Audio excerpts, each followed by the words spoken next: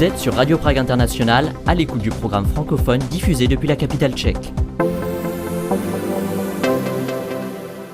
Bonjour et merci d'écouter Radio Prague International. Nouvel épisode aujourd'hui de notre podcast Destin d'émigrés consacré aux femmes qui ont quitté la Tchécoslovaquie communiste pour la France.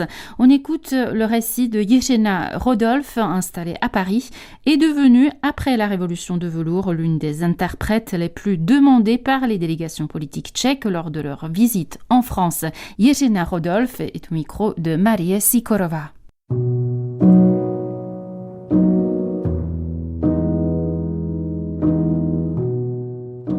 Destin de femmes émigrées. De la Tchécoslovaquie communiste vers la France. Une histoire de femmes en quête d'un monde libre.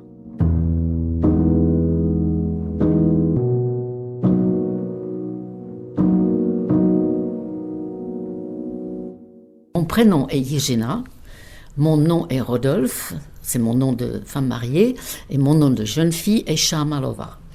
Je suis née dans la ville de la Bohême du Sud, de České Budějovice, où j'ai vécu jusqu'à mon départ en France à 19 ans et demi.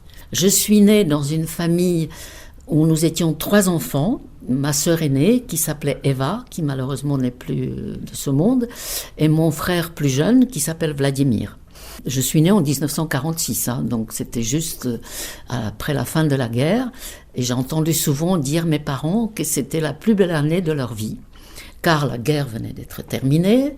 Il paraît que c'est la seule année où, à České Budějovice, les lilas avaient fleuri déjà le jour de ma naissance, qui était le 2 mai. Maintenant, c'est habituel parce qu'avec le changement climatique, les lilas fleurissent de plus en plus tôt. Mon papa était pharmacien, maman était laborantine, mais ne travaillait pas. Et j'avais une seule grand-mère qui avait une vie très difficile et qui avait, avec son mari, créé une petite entreprise pour le réchappement des pneus. Et à l'époque, les voitures commençaient quand même à être de plus en plus fréquentes et du coup, ma grand-mère avait une assez bonne situation, mais continuait à travailler dans sa petite entreprise avec les ouvriers. Et à l'époque, comme la situation financière était plutôt bonne dans ma famille, nous avions une bonne qui habitait avec nous et que moi j'adorais. J'ai des très bons souvenirs de ma petite enfance, mais après est arrivée l'année 53. Après 48, le changement de régime en Tchécoslovaquie. En 53 est arrivée la réforme monétaire et la nationalisation des entreprises aussi petites, parce qu'au départ ça a commencé avec les grosses. Du coup ma grand-mère, on lui a pris son entreprise, on lui a dit qu'elle était ennemie du peuple. Du coup notre bonne que j'adorais est partie, j'ai beaucoup pleuré, je me souviens, et maman était obligée d'aller travailler.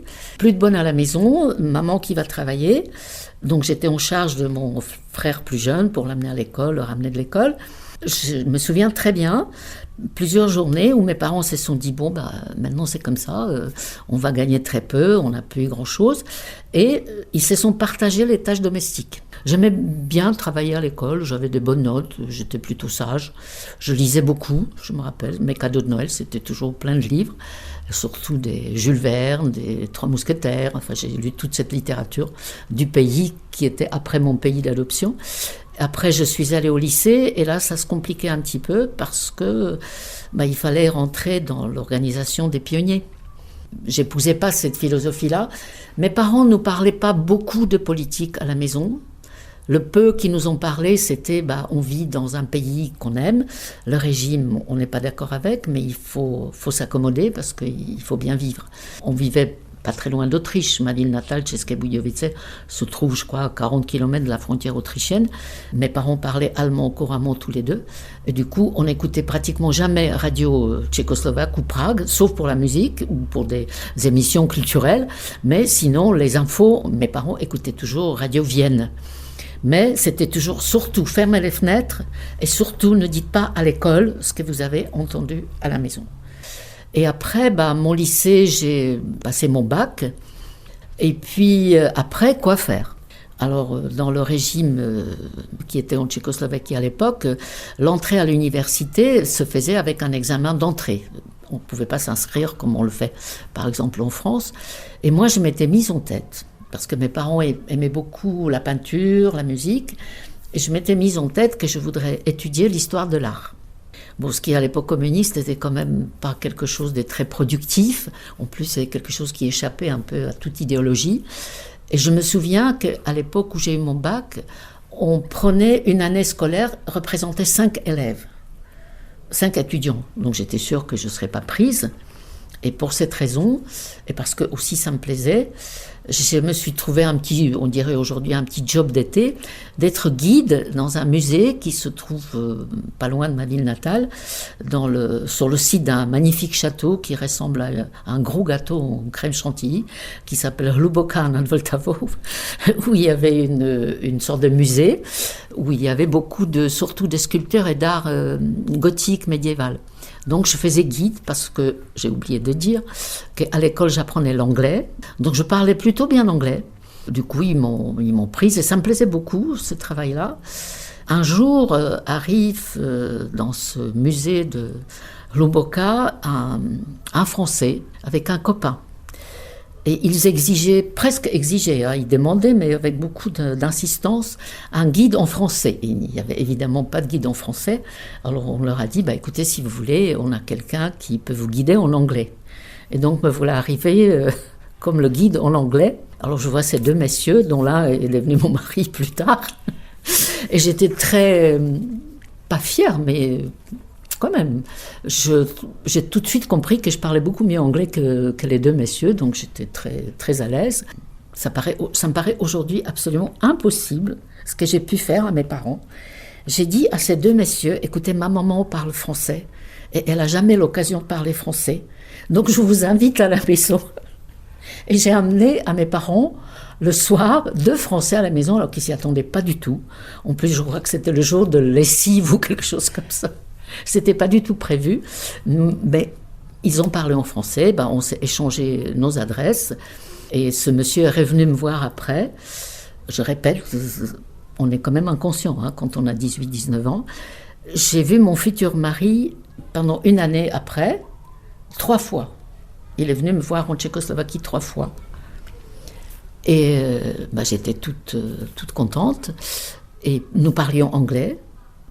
C'est pareil, ça paraît comique aujourd'hui, mais quand il y a 2 personnes qui se rencontrent, surtout qui veulent former un couple, et qui parlent une langue qui n'est pas la leur, et surtout qui ne la possèdent quand même pas à 100%, on ne sait pas toujours exactement qui est l'autre.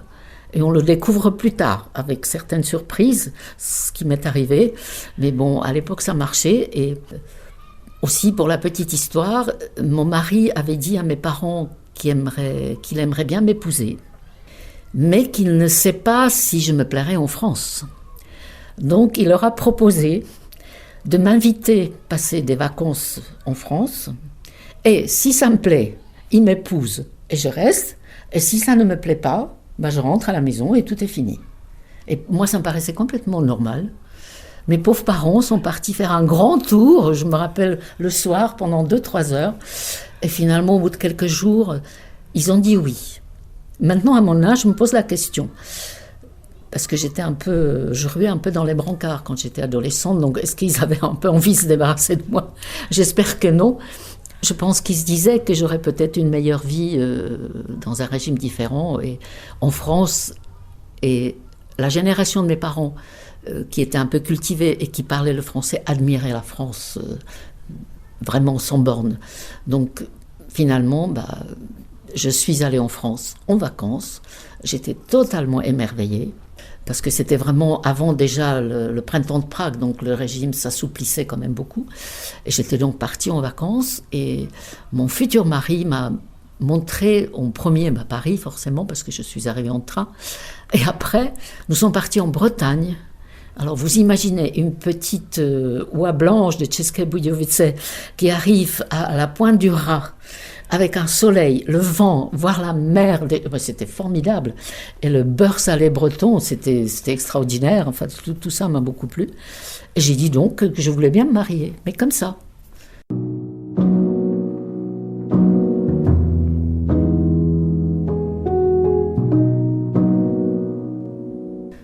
Donc je me suis mariée un 2 octobre à la mairie de Malakoff, une mairie qui était communiste à l'époque, qui est toujours, je crois d'ailleurs, Malakoff doit toujours être communiste. Et le lendemain, mon visa expirait. Et j'ai obéi mon papa, qui m'avait dit avant le mariage, et je lui en suis infiniment reconnaissante, même si ça fait longtemps qu'il n'est plus de ce monde.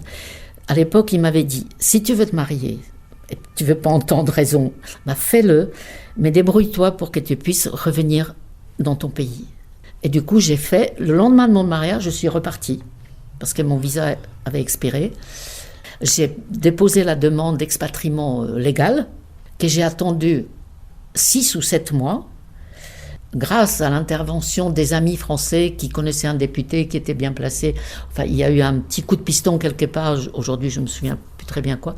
Au bout de 9 mois, j'ai eu cette autorisation de m'expatrier et je suis partie avec mes 2 valises, sans me rendre compte que j'ai quitté mon pays natal et que j'étais toute pleine d'idées de cette aventure, arriver à Paris, de vivre avec mon futur mari, enfin c'était formidable.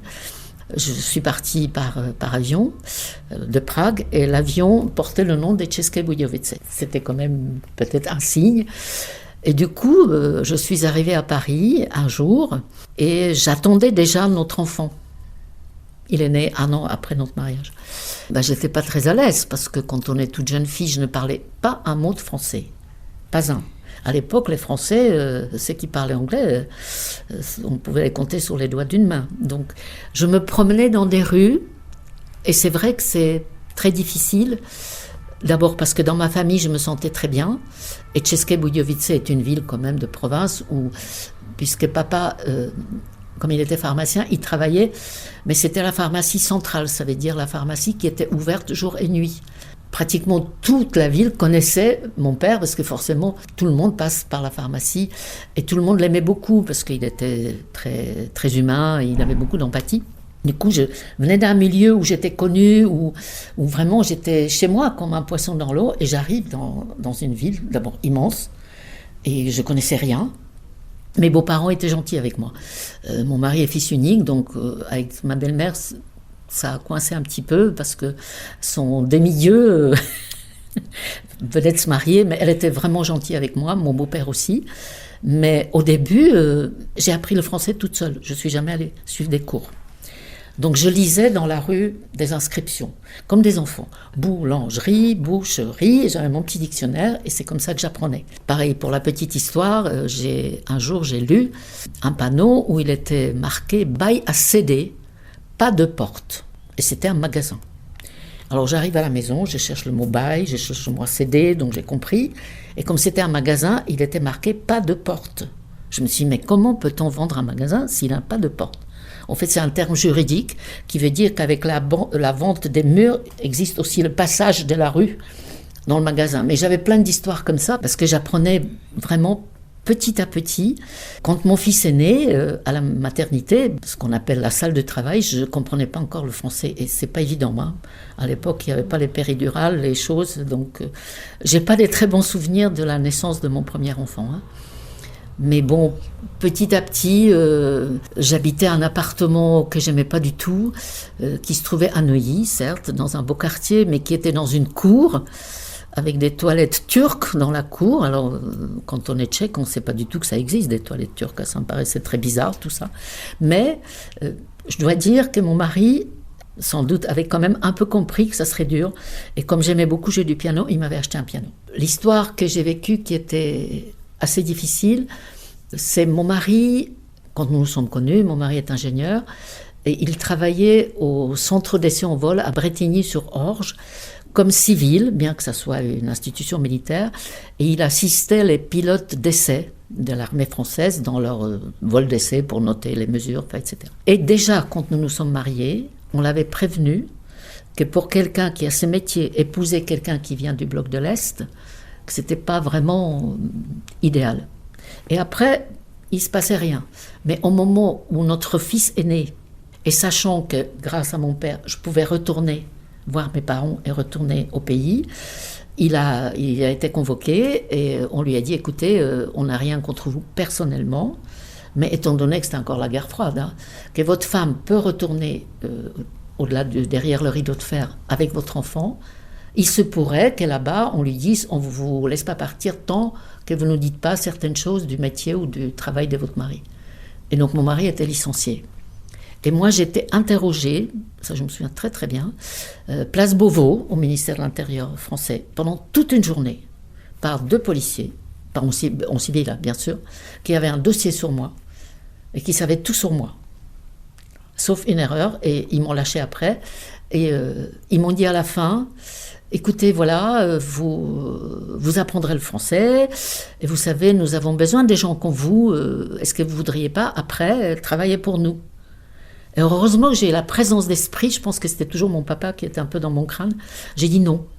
Ils ont dit, bon, très bien, pas de problème, mais surtout ne travaillez pas non plus pour le côté tchèque. J'ai dit non, pas de problème. Et je suis sortie, mon mari était licencié, et à partir de ce moment-là, c'était fini. Mais à 20 ans, c'est un peu raide, hein. Et on parlait anglais. Après tout ça, c'est arrangé, et mon petit garçon qui s'appelle Pierre.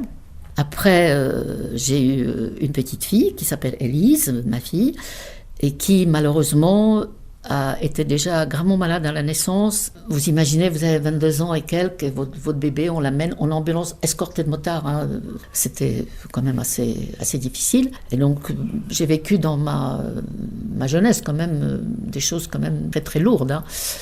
Et puis bon, j'ai survécu quand même à tout ça, c'était pas vraiment très simple. Et quand les enfants commençaient à aller à l'école, j'ai commencé à faire des devoirs avec eux. Et du coup, c'est comme ça que j'ai appris le français aussi à écrire, sans faute, enfin j'espère. Et c'est comme ça que j'ai vraiment appris la langue. Et j'ai toujours beaucoup aimé la langue française, et la langue tchèque aussi d'ailleurs. Donc j'étais à la maison, je ne travaillais pas, et j'étais très contente, je m'occupais de mes enfants, ils faisaient du piano, etc. Je leur faisais des gâteaux. Et un jour, il a quand même fallu travailler, et au début, c'était un peu difficile, j'avais du mal.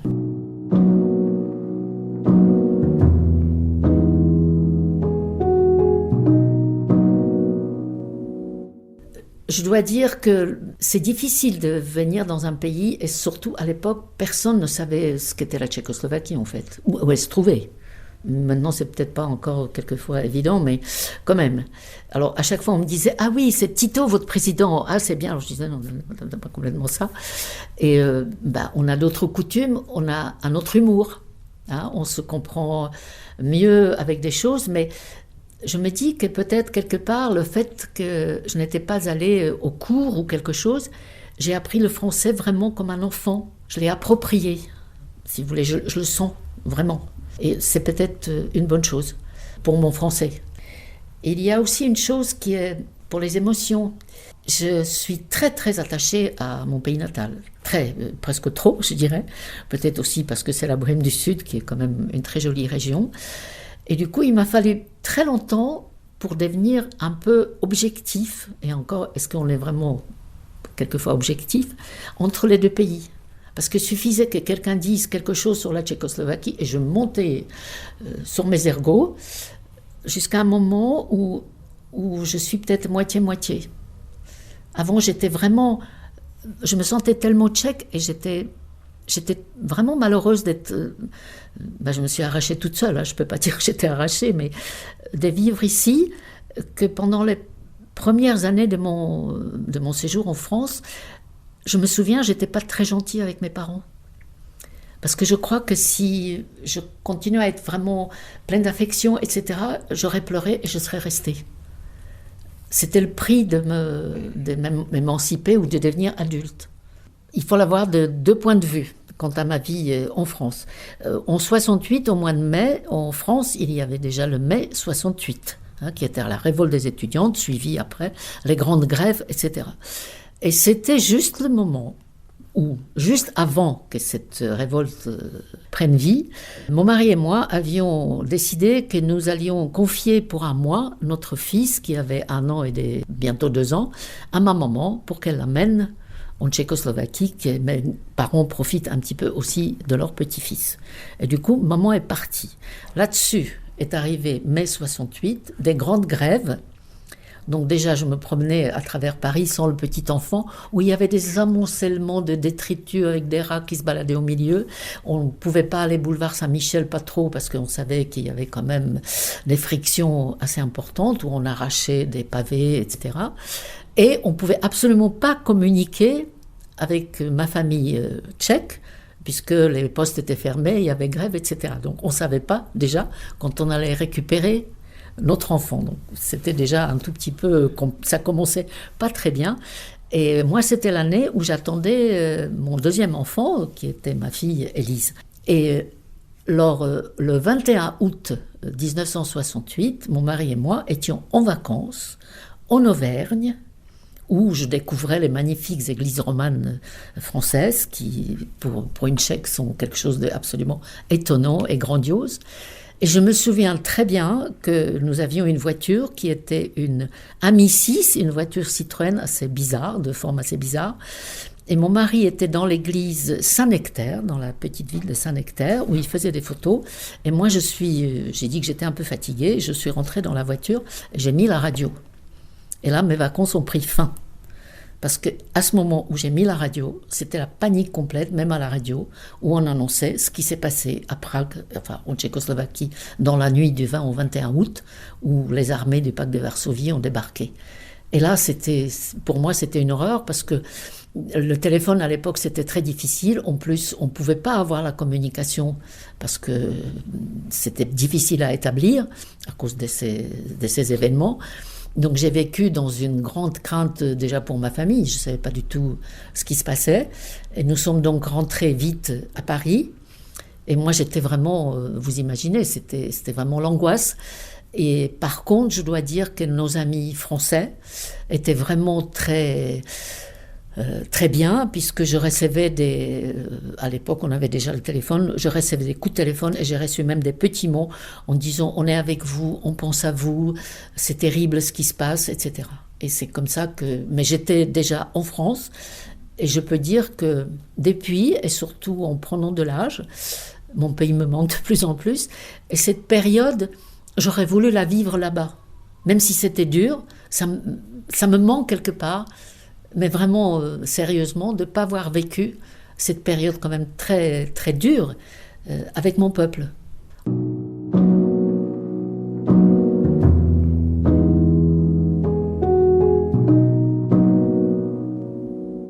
Mes parents venaient régulièrement en France. Alors, tout au début de mon séjour en France, comme je le disais au départ, j'étais ici avec une autorisation légale, donc mes parents pouvaient venir, mais on n'autorisait que maman, avec des grandes difficultés dans ma ville natale où il fallait qu'elle raconte plein de choses, et où on lui mettait toujours une sorte de pression psychologique en disant « Bon, camarade, dès que vous rentrez à la maison, vous venez à notre poste de police secrète pour nous raconter ce qui se passe. » Et du coup, maman, qui était de nature assez anxieuse, comme on dirait aujourd'hui, ça lui plombait complètement son séjour à Paris. Elle restait 15 jours, maximum un mois, mais elle pensait quand même un petit peu tous les jours, au fait, dès que j'arrive, dès que je reviens dans mon pays, dans ma ville, il faut que j'aille à la police raconter. Et ça l'a terrorisée quelque part. Et moi, j'allais en Tchécoslovaquie. Alors, j'essayais d'aller tous les ans, puisque ça me manquait beaucoup, mais c'était difficile aussi pour des raisons pécuniaires. On me, entre guillemets, cuisinait toujours un peu. Mais pourquoi vous ne voulez pas que vos enfants aient la nationalité tchécoslovaque ? Pourquoi est-ce que vous pourriez, par exemple, vérifier une adresse, etc. Donc, à chaque fois, je disais non, non, non. On me la donnait toujours, cette occasion d'y aller. Mais à l'époque, il y avait une obligation, c'est-à-dire à un étranger. Ça ne touchait pas moi parce que j'étais tchèque, mais ça touchait mes enfants et ça touchait mon mari, devait dépenser par jour de séjour en Tchécoslovaquie 100 francs. C'était obligatoire. On vous donnait le nombre de jours de visa qui correspondait à la somme que vous pouviez donner. Et à l'époque, ça représentait pas mal d'argent. Alors les enfants jusqu'à 15 ans payaient que 50 francs par jour, mais ça nous faisait quand même 200 francs par jour, et à l'époque 200 francs avait quand même une certaine valeur, et surtout l'échange, pour un franc de l'époque, on nous donnait 2 couronnes, ce qui était quand même un peu un vol d'État, et c'était effectivement assez cher. Après, j'ai eu une période où j'étais à la maison contente avec mes enfants, mais mon mari, après qu'il ait été licencié, il a travaillé dans le privé. Mais c'est un monsieur qui supporte pas trop désordre. Donc finalement, il a passé des examens pour être enseignant. Et à ce moment-là, évidemment, il y avait moins de sous, parce qu'un enseignant, ça n'a pas beaucoup d'argent, donc il fallait que j'aille travailler. Et je ne savais strictement rien faire. Et du coup, je me suis inscrite à la Sorbonne et j'ai fait des études de russe. Malgré tout, si on va à la fac, ça forme quand même, même si on n'y fait rien après avec le diplôme. Et mon premier travail était un travail chez un radiologue. J'étais sa secrétaire. Et sur les conseils d'une amie, je m'étais fait l'école et j'ai eu le diplôme, si on peut parler de diplôme, de conférencière et des guides des monuments nationaux, etc. Et ça me plaisait bien comme métier. Petit à petit, j'ai commencé à avoir des contacts avec d'autres Tchèques ou Slovaques vivant à Paris. Parce que jusqu'à la chute du mur, je voyais personne. J'étais uniquement dans un milieu français, uniquement. Et je me souviens qu'un jour, j'étais à l'ambassade, encore tchécoslovaque de l'époque, et un monsieur de l'ambassade m'avait dit « Mais écoutez-vous, avec votre français, votre tchèque, vous devriez postuler au ministère des Affaires étrangères, section interprétation, parce qu'ils cherchent des gens. » Je suis allée au ministère des Affaires étrangères, à la section d'interprétation, où m'a reçu un monsieur très haut fonctionnaire français, tout à fait comme il faut. Et 15 jours après, on m'a appelé pour une première mission d'interprétation. On accueillait les délégations. À l'époque, c'était quand même... aujourd'hui, on ne permettrait plus ça. On allait les chercher en voiture à l'aéroport. À la fois, on servait de chauffeur et d'interprète. Et petit à petit, j'arrivais à avoir plus de missions, des choses intéressantes. Et comme ça, j'ai atterri aussi dans certaines missions de visite des chefs d'État. Et j'ai eu beaucoup de missions à l'époque où la République tchèque commençait à frapper à la porte de l'Union européenne. Ça me plaisait énormément. Parce qu'on allait soit dans l'administration centrale, voir comment ça se passe, soit dans les mairies et des préfectures françaises, avec des gens venant des républiques tchèques. Alors c'était soit des maires, soit ça s'appelle Hetman, je crois, l'équivalent du préfet, pour qu'ils se familiarisent avec le système français, pour éventuellement s'inspirer un petit peu pour créer le nouveau système tchèque. Et c'est là où j'avais l'impression de devenir vraiment française, à part entière, parce que j'ai compris en détail comment marchait l'État. Comment tout ça s'est créé, pourquoi il y a un ministère un tel, pourquoi il y a un préfet, quelles sont les attributions du préfet et comment tout ça fonctionne. Et ça m'a énormément aidée à me sentir vraiment comme une Française. Je suis quand même une immigrée, il faut bien appeler les choses comme elles sont. Quand vous êtes immigré et vous apprenez la langue, l'histoire et au moins un peu comment fonctionne l'État, vous vous sentez bien. Vous n'avez plus l'impression que vous êtes quelqu'un qui n'a pas autant de valeur qu'un Français. Et vous n'avez plus ces impressions qu'on vous en veut. Et je trouve que c'est très important.